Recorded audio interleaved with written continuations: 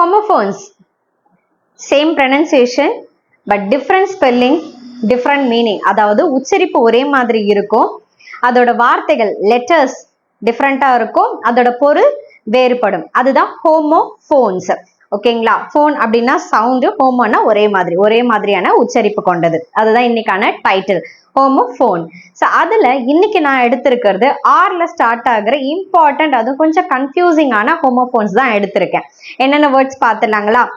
Red, RED red. Colour, READ red.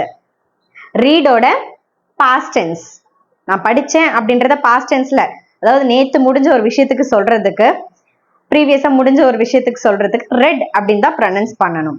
Okay, next rain. ரொம்ப ஃபெமிலியரான word rain, மழை.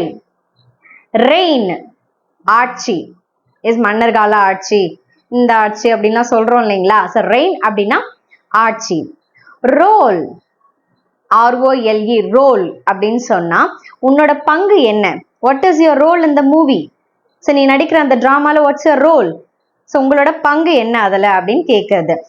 ROLL role அப்படின்னு சொன்னா உருட்டுறது. Role it, roll அப்படின்னா உருட்டுறது. Okay, next road, RODE road. Rode அப்படின்னு சொன்னா சவாரி. ஸோ எதிரையோ நம்ம ஏறி சவாரி பண்றது RODE road. Next ROAD road அப்படின்னு பார்த்தீங்கன்னா சாலை. ஸோ இது எல்லாமே கொஞ்சம் கன்ஃபியூசிங்கான, அதுவும் ஆர்ல ஸ்டார்ட் ஆகிற ஹோமோஃபோன்ஸ் தான் இன்னைக்கு நான் எடுத்திருக்கேன். ஸோ இந்த எக்ஸாம்பிள்ஸ் உங்களுக்கு புரிஞ்சிருக்கும்னு நினைக்கிறேன். உங்களுக்கான சென்டென்ஸ் ஒன்று கேட்கலாம்னு நினைக்கிறேன். பாருங்க, I dash a good race. நான் ஒரு நல்ல பந்தயத்துல சவாரி செஞ்சிருக்கிறேன் அப்படின்றதான் சென்டென்ஸ்.